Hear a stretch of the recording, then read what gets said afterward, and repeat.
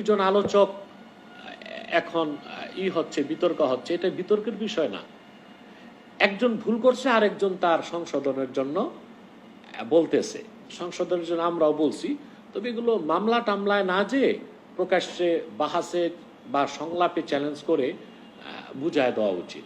আর যিনি ভুল করছেন ওটা তো ভুল, উনি চুপ থাকলেও তবা হবে না, বরং আমি মনে করি উনি প্রকাশ্যে এসে এটা বললেই হয়েছে এই বক্তব্যটা আমার ভুল হয়ে গেছে, আল্লাহ আমাকে মাফ করুন। আল্লাহ হাবিব মুহাম্মদ সাল্লাল্লাহু আলাইহি ওয়াসাল্লাম ১৫০০ বছর আগে নবুয়ত পেয়েছেন ৪০ বছর বয়সে। এর আগে তিনি নবী ছিলেন কিনা দেখেন। এই বিষয়টা আমরা জাতিকে বহু বছর আগ থেকে স্পষ্ট করে এসেছি।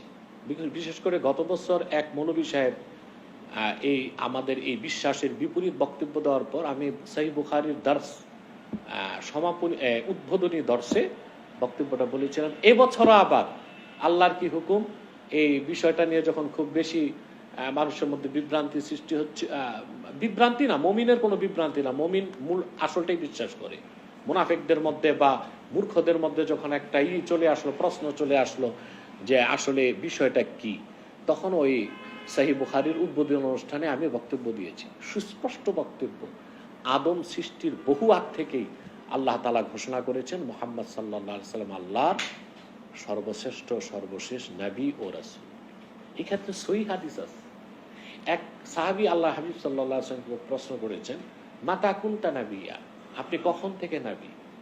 তা আল্লাহর হাবিব বলেছেন, কুনতু নাবিয়্যা ওয়া আদামু বাইনার রূহি ওয়াল জাসাদ, আমি তখন থেকে নবী আদমের যখন কোনো এক্সিস্টেন্স অস্তিত্বই রূপ লাভ করে নাই, আদম নামে কোনো অস্তিত্বে আসে নাই। আদমের একটা অংশ ছিল রূহ আর একটা ছিল মাটিতে, তখন থেকে আমি মুহাম্মদ আল্লাহর নবী। এই হাদিসটা তিরমিজিতে আছে। আরেকটা হাদিসে এসেছে, আরেকটা হাদিস যেটা বুখারী সহ ১০ জন মুহাদ্দিস রওয়ায়াত করেছেন ইরবাজ বিন সারিয়া থেকে। ওয়ানিল ইরবাজ ইবনে সারিয়া রাদিয়াল্লাহু তাআলা আনহু قال سمعت رسول الله صلى الله عليه وسلم يقول إني عبد الله وخاتم النبيين وإن آدم لمنجدل في طينته। ইরবাজ বিন সারিয়া বলেন, আমি আল্লাহর হাবিব মুহাম্মদ সাল্লাল্লাহু আলাইহি সাল্লামের নূরের জবান থেকে নিজ কানে শুনেছি, তিনি বলেছেন আমি মুহাম্মদ আল্লাহর বান্দা ও সর্বশেষ নবী তখন থেকে যখন আদম ধুলায় গড়াগড়ি খাচ্ছিল। তো বিষয়টা তো স্পষ্ট। তাহলে আমাদের আকীদা ও বিশ্বাস যে আল্লাহর হাবিব মুহাম্মদ সাল্লাল্লাহু আলাইহি ওয়াসাল্লাম তখন থেকে নবী যখন আদম অস্তিত্ব লাভ করে নাই। তবে আল্লাহর হাবিব মুহাম্মদ সাল্লাল্লাহু আলাইহি সাল্লামের নবুয়তের প্রকাশ ঘটেছে ৪০ বছর বয়সে। বিষয়টা স্পষ্ট। এখন প্রশ্ন আসে যে আদম সৃষ্টির আগে আল্লাহর হাবিবের ক্ষেত্রে আল্লাহ ঘোষণা দিলেন কেমনে? এখানে এসেই একটা সত্য, মহাসত্য কথা মেনে নিতে হয়। আসলে আদম না, আরশ কুরসি লৌহ কলম সৃষ্টির আগে আল্লাহ তার হাবিব মুহাম্মদ সাল্লাল্লাহু আলাইহি সাল্লামের নূরকে তৈরি করেছেন, এবং নূরে মুহাম্মাদিকে আল্লাহ তাআলা তৈরির পরই আল্লাহ ঘোষণা দিচ্ছেন। তখনও আরশ কুরসি লৌহ কলম হয় নাই। সবকিছুর আগে আল্লাহ তার আখির নবী, তার দোস্ত মুহাম্মদ সাল্লাল্লাহু আলাইহি সাল্লামের নূরকে সৃষ্টি করেছেন, যেটাকে বলা হয় নূরে মুহাম্মাদি। এই ব্যাপারে কিছু মওযু হাদিস আছে, ওটা আমরা না মানলাম। জয়ীফ হাদিসগুলোকে সহিহ শাহেদ হিসেবে নেওয়া যায়, এই ব্যাপারে তো সহিহ হাদিসও আছে। তাহলে বোঝা যায় আদম সৃষ্টির আগে ঘোষণাটা কেমনে সম্ভব হইলো? আদম সৃষ্টির বহু আগে, সকল সৃষ্টির আগেই আল্লাহ তার দোস্ত আখিরি নবী নূর নবীজি মুহাম্মদ সাল্লাল্লাহু আলাইহি সাল্লামের নূরে মুহাম্মাদিকে সৃষ্টি করে আল্লাহ ঘোষণা দিচ্ছেন মুহাম্মদ সাল্লাল্লাহু আলাইহি সাল্লাম আমার সর্বশেষ নবী ও রাসূল। আগমনের দিক দিয়ে প্রথম নবী আদম, আগমনের দিক দিয়ে, আর আগমনের দিক দিয়ে সর্বশেষ নবী হিসেবে, সর্বশ্রেষ্ঠ সর্বশেষ নবী ও রাসূল হিসেবে মুহাম্মদ সাল্লাল্লাহু আলাইহি সাল্লাম এসেছেন ১৫০০ বছর আগে, যার মাধ্যমে আল্লাহ তাআলা নবুয়তের রাসালাতের দরজা চিরতরে বন্ধ করে দিয়েছেন, দ্বীন ইসলামকে পরিপূর্ণ করে দিয়েছেন। কিন্তু আল্লাহর হাবিব নূর নবীজি মুহাম্মদ সাল্লাল্লাহু আলাইহি ওয়াসাল্লাম ১৫০০ বছর আগে ৪০ বছর বয়সে ওনার নবুয়তের প্রকাশ ঘটেছে, কিন্তু তিনি আল্লাহর পক্ষ থেকে নবী এই কথার ঘোষণা পেয়েছেন আদম সৃষ্টিরও আগে।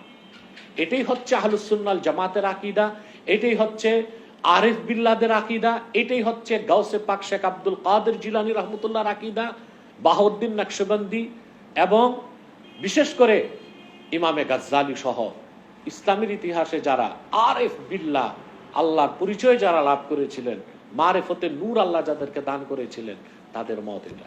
এবং এই মত ইবনু হাজার আসকালানি, ইবনু হাজার হায়তামি এবং মোল্লা আলী কারি, আল্লামা হাফেজ জালালউদ্দিন সুয়ুতি, তারপরে আল্লামা খতিব আল কাস্তালানি, পৃথিবীর বিখ্যাত যারা মুহাদ্দিস, আজকের না 700, 800, 1000 বছর আগের, বিশেষ করে কাজী আয়াস, এইসব মহান মনীষীদের বক্তব্য, এটা মত এটা। অতএব যারা এর বিপরীত মত প্রচার করতেছে যে আল্লাহর হাবিব মুহাম্মদ সাল্লাল্লাহু আলাইহি সাল্লাম নবুয়ত পেয়েছেন 1500 বছর আগে, 40 বছর বয়সে, এর আগে তো তিনি নবী ছিলেন না, এর আগে উনি যা করেছেন সেটা দলিল না, তারা আসলে এইখানে আমার মনে হয় বাকি বিষয়টা বুঝতেছে না যে হ্যাঁ, আল্লাহর আখির নবী মুহাম্মদ সাল্লাল্লাহু আলাইহি ওয়াসাল্লাম তিনি 1500 বছর আগে গারে হেরাতে 6 মাস আল্লাহর ধ্যান করার পর সরাসরি ওহী এসেছে, কোরআন নাজিল শুরু হয়েছে, তখন নবুয়তের প্রকাশ ঘটেছে। কিন্তু মুহাম্মদ সাল্লাল্লাহু আলাইহি ওয়াসাল্লাম তো নবী তখন থেকে, আদম যখন অস্তিত্ব আসে নাই। আচ্ছা, সম্প্রতি যে ভিডিওর কথা বললাম সেখানে দুজনের কথা আসে, আমি তাদের নাম নিতে চাই না। আমি প্রশ্ন করতে চাই যে তাহের সাহেব উনি না না না না, এগুলো তারা নোংরামিতে লিপ্ত হয়ে গেছে।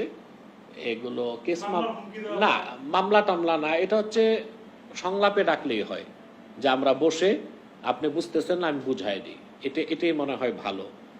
এখন এসব বিষয় নিয়ে মামলা টামলায় জড়ায় গেলে নাস্তিকরা, বামপন্থীরা সুযোগ পাবে যে আলেম আলেমে কেস মামলায় লিপ্ত হয়ে গেছে, আর তাগুতি শক্তি বাহবা দিবে, যাক এরা তো এখন ব্যস্ত আছে, আমরা আমাদের কাজ করি।